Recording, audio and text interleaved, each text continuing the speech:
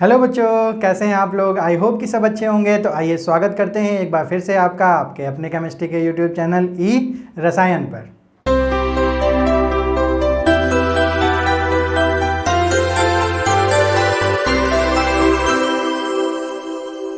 Last class में बच्चों हम लोगों ने डिस्कस किया था लैटिस इंथैल्पी के बारे में। तो आज हम लोग बात करते हैं सबसे पहले इंथैल्पी ऑफ हाइड्रेशन या फिर हाइड्रेशन इंथैल्पी के बारे में। फिर हम लोग आज डिस्कशन करेंगे इंथैल्पी ऑफ सॉल्यूशन और इंथैल्पी ऑफ डाइल्यूशन के बारे में। तो सबसे पहले देखते हैं कि इंथैल्पी ऑफ हाइड्रेशन क्या होती है।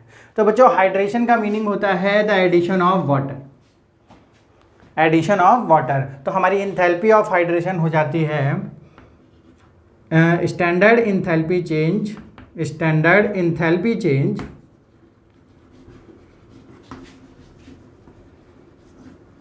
When 1 mole of gaseous ion is converted into aqueous state, aqueous state। या फिर हम लोग बोल सकते हैं 1 mole of gaseous ion is surrounded by water molecules, या फिर 1 molecule of gaseous ion is converted into gaseous state। तो उस इंथैल्पी चेंज को हम लोग बोलते हैं इंथैल्पी ऑफ हाइड्रेशन। तो बच्चों ये गैसियस आयन क्या होते हैं? गैसियस आयन यानी सपोज कर लेते हैं अगर किसी आयनिक कंपाउंड में से कोई हमारा आयन यहाँ पर स्प्लिट हुआ है और वो किस फेज़ में है? गैसियस फेज़ में। तो इसका जब हम लोग रिएक्शन कराते हैं वाटर के साथ तो बच्चों क्या हो जाता है? हमारा Na+ एक्वस मीडियम में आ जाता है, या फिर जो Na+ को वाटर के मॉलिक्यूल सराउंड कर लेते हैं, घेर लेते हैं। तब हम उसको बोलते हैं कि इस प्रोसेस में निकलने वाली जो हमारी एनर्जी है या फिर इंथैल्पी है, उस इंथैल्पी चेंज को हम इंथैल्पी ऑफ हाइड्रेशन के नाम से जानते हैं। तो ऐसे ही अगर Cl- गैसियस आयन है और उसकी हम लोग वाटर से रिएक्शन कराएं तो यहाँ पर बन जाएगा Cl एक्वस। या फिर बच्चों इसको हम लोग इस तरीके से लिख सकते हैं कि जो Na+ होता है उसके चारों ओर H2O के जो मॉलिक्यूल होते हैं वो क्या हो जाते हैं? सराउंडेड हो जाते हैं। तो इस तरीके से इस प्रोसेस को हम लोग बोलते हैं हाइड्रेशन ऑफ Na+ आयन या फिर hydration of Cl- ion.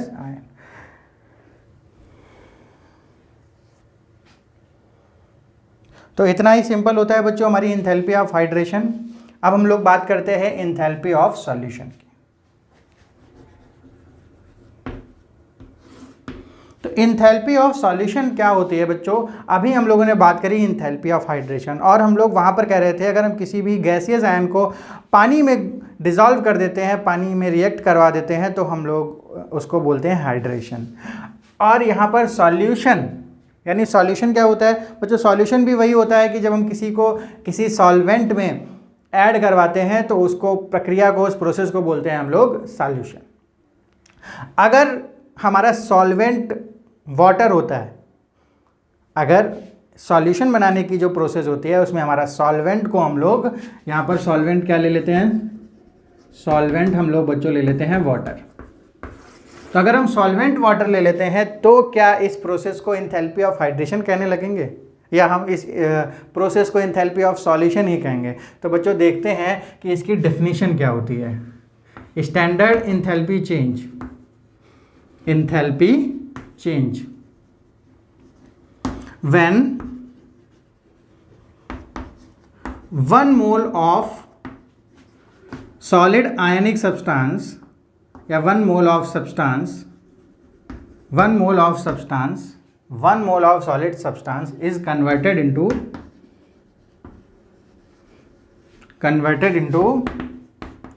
aqueous state, aqueous state at specified amount of solvent। तो यहाँ पर क्या बोल रहा है बच्चों कि जब 1 मोल सॉलिड सब्सटेंस या आयनिक सब्सटेंस को हम लोग एक्वस मीडियम में कन्वर्ट कर देते हैं तो यहाँ पर अगर एग्जांपल हम लोग देखें NaCl अगर हम लोग लेते हैं तो इसको अगर हम लोग एक्वस मीडियम में कन्वर्ट करते हैं तो इस रिएक्शन में निकलने वाली जो एंथैल्पी है उसको हम लोग एंथैल्पी ऑफ सॉल्यूशन कहेंगे। तो क्या इस एग्जांपल से, और जो हम लोगों ने बच्चों एग्जांपल देखा एंथैल्पी ऑफ हाइड्रेशन में, तो वहाँ पर जो मेन डिफरेंस था वो क्या था? मेन डिफरेंस ये था कि जो यहाँ पर हम लोग रिएक्टेंट ले रहे हैं ये हमारा सॉलिड सब्सटेंस है, जबकि इन केस ऑफ हाइड्रेशन वहाँ पर बच्चों ये क्या था? एक गैसियस आयन था, एक आयन था जो कि गैसियस फेज में था। पर यहाँ पर ये पूरा का पूरा क्या है? आयनिक सब्सटेंस है जो कि हमारा सॉलिड फेज में है। तो इस प्रोसेस को, चाहे वो हमारा सॉल्वेंट वाटर ही क्यों ना हो, इस प्रोसेस को हम लोग क्या कहेंगे? सॉल्यूशन कहेंगे। सॉल्यूशन कहेंगे, फॉर्मेशन ऑफ सॉल्यूशन। जबकि हम लोग आयनिक गैसियस आयन के केस में हम लोग उसको क्या बोलेंगे? हाइड्रेशन।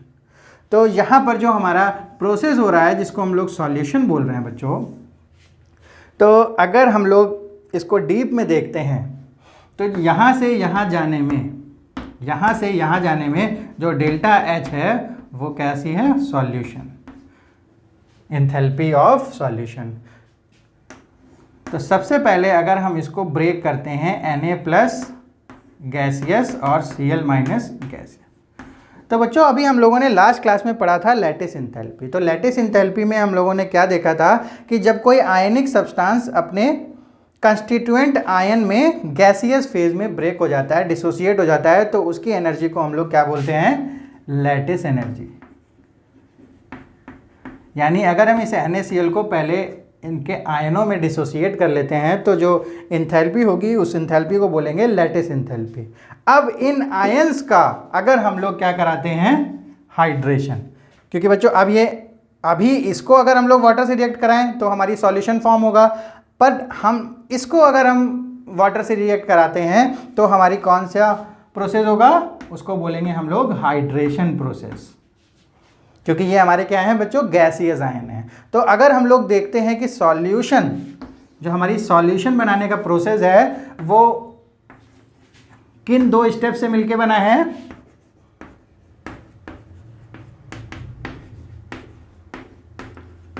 Hydration plus lattice. अगर हम लोग हेस लॉ का यूज़ करते हैं यहाँ पर, तो जो हमारा मेन प्रोसेस है इसको अगर हम लोग स्प्लिट करते हैं दो इंडिविजुअल प्रोसेस में, तो उन दोनों का जो एडिशन है वो इसके क्या होगा बच्चों? बराबर होगा। यानी अगर हम लोग थ्योरेटिकली हमारे पास हाइड्रेशन और लैटिस एंथैल्पी की वैल्यू है तो हम लोग एंथैल्पी ऑफ सॉल्यूशन को थ्योरेटिकली निकाल सकते हैं।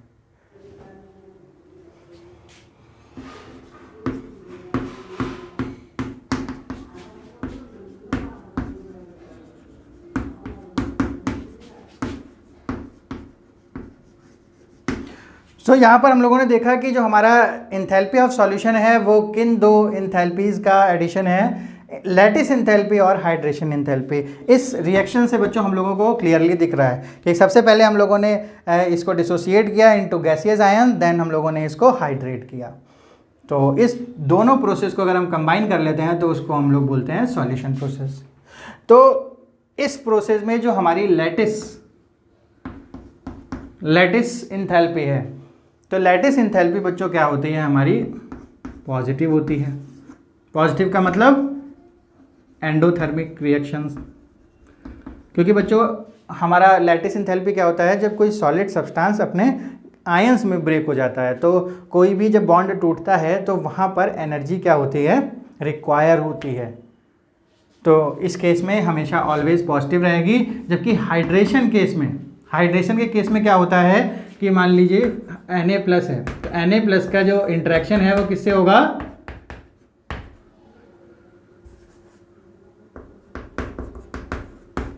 वाटर से। तो इंटरेक्शन जब बनता है, जब बॉन्ड बनता है, तो जब बॉन्ड बनता है तो बच्चों एनर्जी रिलीज होती है, और जब बॉन्ड टूटता है तो एनर्जी रिक्वायर होती है। तो एनर्जी चाहिए होगी तब पॉजिटिव होगी, और जब रिलीज होगी तब, यानी जब बॉन्ड बनेगा तब एनर्जी रिलीज होगी, और रिलीज का मतलब होता है नेगेटिव। तो ये जो दोनों प्रोसेस हैं इसमें लैटिस जो इंथैल्पी है वो हमारी पॉजिटिव रहती है और जो हाइड्रेशन इंथैल्पी है वो ऑलवेज नेगेटिव रहती है। तो बच्चों इसके बारे में हम लोग क्यों डिस्कशन कर रहे हैं, इससे हमारा जो एक केस बनता है उसके बारे में हम लोग देखते हैं। केस वन हम लोग बात करते हैं, अगर ये जो हमारी लैटिस इंथैल्पी है बच्चों, ये जो लैटिस इंथैल्पी है अगर ये ज़्यादा हो जाती है कंपेयर देन हाइड्रेशन एनर्जी, तो जो प्रोसेस की जो कंबाइनली जो इंथैल्पी है, इंथैल्पी चेंज है, वो क्या होगा, लैटिस इंथैल्पी हमारी पॉजिटिव होती है तो हमारा ये क्या होगा, पॉजिटिव होगा। यानी जो प्रोसेस होगा वो कैसा होगा, एंडोथर्मिक होगा। प्रोसेस हमारा कैसा होगा, एंडोथर्मिक होगा। इसका मतलब है कि अगर कोई सॉल्यूशन हम लोग बच्चों बना रहे हैं और उसमें उस सॉल्यूशन में उस सॉलिड की जो लैटिस इंथैल्पी है वो उस हाइड्रेशन इंथैल्पी से अगर ज़्यादा है तो हमारा प्रोसेस कैसा होगा, एंडोथर्मिक होगा। एंडोथर्मिक का मीन्स होता है कि उसके सॉल्यूशन बनाने के लिए हमको एनर्जी क्या होगी, देनी पड़ेगी, यानी उस प्रोसेस को एनर्जी रिक्वायर होगी। तो बच्चों इस केस में अगर किसी को हमें एनर्जी देनी पड़े तब वो रिएक्शन या सॉल्यूशन बने, तो इसका मतलब है वो अपने आप प्रोसेस नहीं होगा, यानी स्पॉन्टेनियसली जो वो प्रोसेस होने वाला है वो टेक प्लेस नहीं होगा। तो इस प्रोसेस में हमारा सॉल्यूशन जो प्रोसेस होता है वो नहीं होता अपने आप। अब केस 2 देखते हैं। केस 2 में अगर ये जो डेल्टा एच लैटिस है ये लेस देन हो जाती है किससे, हाइड्रेशन इंथैल्पी से, तो जो हमारा डेल्टा एच होगा कंबाइनली, क्योंकि बच्चों हाइड्रेशन एनर्जी में जो हमारी इंथैल्पी होती है वो निगेटिव होती है ज़्यादा, तो जब ज़्यादा निगेटिव होगी तो कंबाइनली भी निगेटिव वैल्यू आएगी। द नेगेटिव का मीनिंग है एक्सोथर्मिक रिएक्शन। एक्सोथर्मिक रिएक्शन का मतलब है कि अगर इस केस में अगर ऐसा केस बनता है तो जो हमारा सॉल्यूशन प्रोसेस है वो होगा तब जब एनर्जी रिलीज होगी।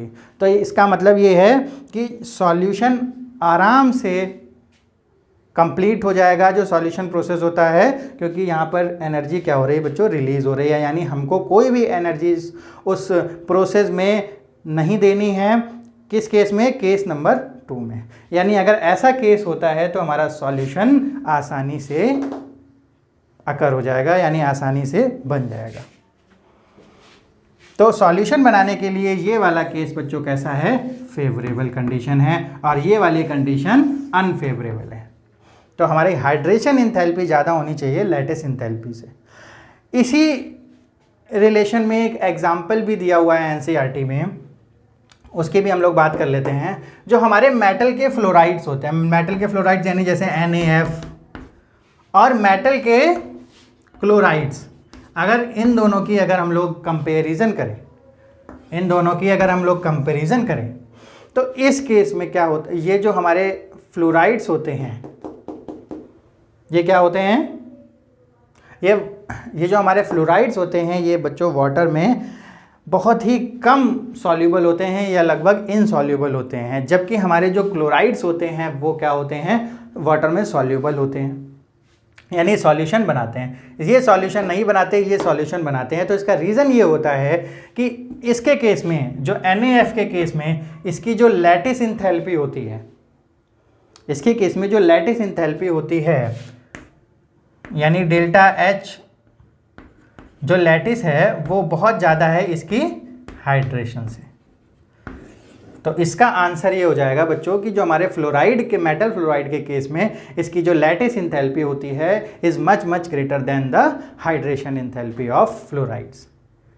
तो इसके लिए हमको एनर्जी बहुत ही देनी पड़ती है, जिससे कि हमारा जो ये सॉल्यूशन है वो स्पॉन्टेनियसली नहीं बनता। इसलिए हमारा जो NaCl है वो आसानी से सॉल्युबल हो जाते हैं, सॉल्यूशन फॉर्म कर लेते हैं, whereas fluorides of metal doesn't form solution in water. तो बच्चों आप लोगों ने देखा कि किस तरीके से हमारे 2 केसेस बनते हैं इन केस ऑफ सॉल्यूशन, कि अगर जिसमें हमारी एक्सोथर्मिक प्रोसेस होती है वो हमारा आसानी से सॉल्यूशन फॉर्म हो जाता है, पर जो एंडोथर्मिक रिएक्शन होती है वो हमारा आसानी से फॉर्म नहीं होता। तो आप लोग बच्चों समझ चुके होंगे इंथैल्पी ऑफ सॉल्यूशन के बारे में। तो इंथैल्पी ऑफ सॉल्यूशन को थ्योरेटिकली हम लोग निकालते हैं lattice enthalpy plus hydration enthalpy से। तो अब हम लोग देखते हैं अगला इंथैल्पी जो कि हमारी enthalpy of dilution. Enthalpy of dilution, तो इंथैल्पी ऑफ डाइल्यूशन पढ़ने से पहले बच्चों हम लोग देखते हैं कि डाइल्यूशन टर्म से हम लोग क्या समझते हैं। तो डाइल्यूशन हम लोग अक्सर अपने लैब में भी परफॉर्म करते हैं। जब हम लोग अक्सर हमारे जो एसिड्स होते हैं उनको हम लोग डाइल्यूट फॉर्म में यूज़ करते हैं तो उनका हम लोग डाइल्यूशन करते हैं। या फिर बच्चों हम लोग अपनी डेली रूटीन में भी अपने किचन में कभी कभी हम लोग कोई लिक्विड चीज़ों को जब कंज्यूम करते हैं तो अक्सर हम डाइल्यूट करते हैं। सपोज़ करते हैं बच्चों हमारे पास 2 गिलास कोई शेक है और हमारे पास कोई तीसरा दोस्त आ गया है और उसको भी एक ही गिलास चाहिए है, तो हम लोग क्या करते हैं कि उसमें थोड़ा सा डाइल्यूशन कर देते हैं, यानी पानी मिला देंगे। अगर उसके स्वाद में, टेस्ट में बहुत ज़्यादा फ़र्क नहीं आ रहा है तो उसको हम डाइल्यूट करके 2 गिलास का 3 गिलास बना सकते हैं। तो ये एग्जाम्पल से आप लोग समझ जाएंगे कि जो डाइल्यूशन टर्म है, डाइल्यूशन का मतलब होता है वाटर का एडिशन। तो डाइल्यूशन का मीनिंग होता है वाटर का एडिशन। तो किस केस में होता है, क्योंकि बच्चों जो हम लोगों ने पिछली 2 एंथैल्पी पढ़ी, इंथैल्पी ऑफ हाइड्रेशन और इंथैल्पी ऑफ सॉल्यूशन, वहाँ पर भी हम बच्चों क्या कर रहे थे, एक्वस मीडियम बना रहे थे, यानी वाटर का ही केस ले रहे थे। तो वो इंथैल्पी इस इंथैल्पी से कैसे डिफरेंट है, आइए बच्चों देखते हैं। तो इंथैल्पी ऑफ डाइल्यूशन की सबसे पहले हम लोग अगर क्या लेते हैं, डेफिनेशन। तो डेफिनेशन बच्चों हम लोग यहाँ पर थोड़ी देर रुकते हैं, सबसे पहले समझते हैं by examples, with the help of examples कि क्या होता है डाइल्यूशन। तो सबसे पहले अगर हम लोग एक रिएक्शन लिखते हैं,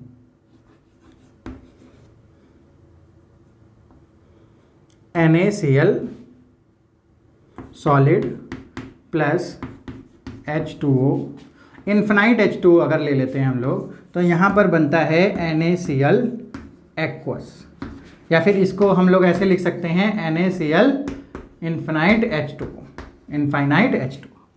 तो ये जो प्रोसेस थी बच्चों, ये प्रोसेस कौन सी थी, अभी हम लोगों ने पढ़ी कि जब हम किसी आयनिक सॉलिड को हम एक्वस मीडियम में कन्वर्ट करते हैं तो उसको हम लोग बोलते हैं enthalpy of solution, enthalpy of solution.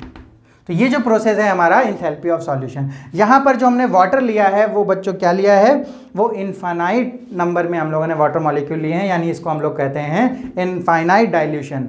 तो इस केस में हमारा जो NaCl बनेगा वो हमारा इनफाइनाइट H2O के साथ बनेगा। तो इसी को हम लोग बोलते हैं इंथैल्पी ऑफ सॉल्यूशन। अब अगर हम लोग यहाँ पर एक दूसरा केस लेते हैं, NaCl सॉलिड के साथ कुछ लिमिटेड अमाउंट में वाटर के मॉलिक्यूल्स लेते हैं, तब भी हमारा जो NaCl है वो एक्वस बनेगा। लेकिन अगर हम लोग लिमिटेड वाटर का यहाँ पर स्पेसिफाई करें तो यहाँ पर आ जाएगा 20H2। तो इस केस में इस इंथैल्पी को क्या बोलेंगे बच्चों, इस इंथैल्पी को भी बोलेंगे हम लोग इंथैल्पी ऑफ सॉल्यूशन। लेकिन यहाँ पर एक टर्म जुड़ जाता है इंटीग्रल या integrated enthalpy of solution, integral enthalpy of solution. So यहाँ पर बच्चों डिफरेंस ये आता है कि जो हमारे वाटर के मॉलिक्यूल हैं यहाँ पर वो कैसे हैं, वो लिमिटेड अमाउंट में है, जबकि यहाँ पर इंथैल्पी ऑफ सॉल्यूशन में ये जो हमारे वाटर के मॉलिक्यूल थे ये इनफाइनाइट थे, यानी इसमें लिमिटिंग वैल्यू थी हमारी किसकी, वाटर मॉलिक्यूल की। तो इन दोनों केस को आप लोगों ने देखा। अब अगर हम लोग थर्ड केस लेते हैं यहाँ पर NaCl dot 20H2 plus 100H2O, तो हमारा क्या बनेगा, NaCl 120H2। तो बच्चों ये भी हमारा एक्वस फेज में है, तो इसको हम लोग बच्चों बोलते हैं इंथैल्पी ऑफ डाइल्यूशन। तो इंथैल्पी ऑफ सॉल्यूशन और इंथैल्पी ऑफ डाइल्यूशन में डिफरेंस बच्चों आपको यहीं से दिख रहा होगा कि हम लोग वाटर ऐड कर रहे हैं यहाँ पर सॉलिड आयनिक सब्सटेंस में, वाटर ऐड कर रहे हैं यहाँ पर सॉलिड आयनिक सब्सटेंस पर, whereas in this case हम लोग वाटर ऐड कर रहे हैं in the solution of NaCl में। यानी ये ऑलरेडी ही बच्चों क्या है, सॉल्यूशन फॉर्म में है और उसमें हम लोग और पानी मिला रहे हैं, तो इसका मतलब इसको हम लोग कहेंगे डाइल्यूशन। यानी कोई ऑलरेडी सॉल्यूशन फॉर्म में है और उसमें हम लोग वाटर को ऐड करते हैं उसका डाइल्यूशन बढ़ाने के लिए, तो उस प्रोसेस को हम लोग बोलते हैं डाइल्यूशन और उसकी इंथैल्पी को बोलते हैं enthalpy of dilution.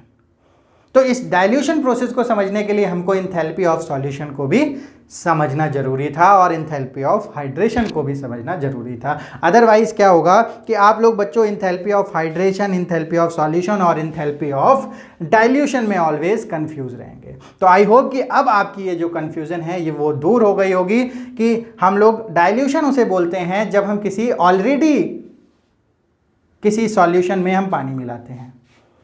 Enthalpy of hydration उसे बोलते हैं जब हम किसी गैसियस आयन में वाटर मिलाते हैं।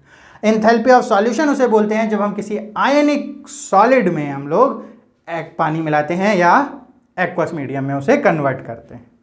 सो अब हम लोग बच्चों यहाँ पर इसकी डेफिनेशन की भी अगर बात करते हैं तो इसकी डेफिनेशन क्या बन जाएगी कि enthalpy change when additional water is added to the solution. तो जब हमारा एडिशनल वाटर ऐड किया जाता है किसी सॉल्यूशन में तो उसको हम लोग बोलते हैं एंथैल्पी ऑफ डाइल्यूशन। तो बच्चों यहां पर हम लोग लिख देते हैं कि एंथैल्पी चेंज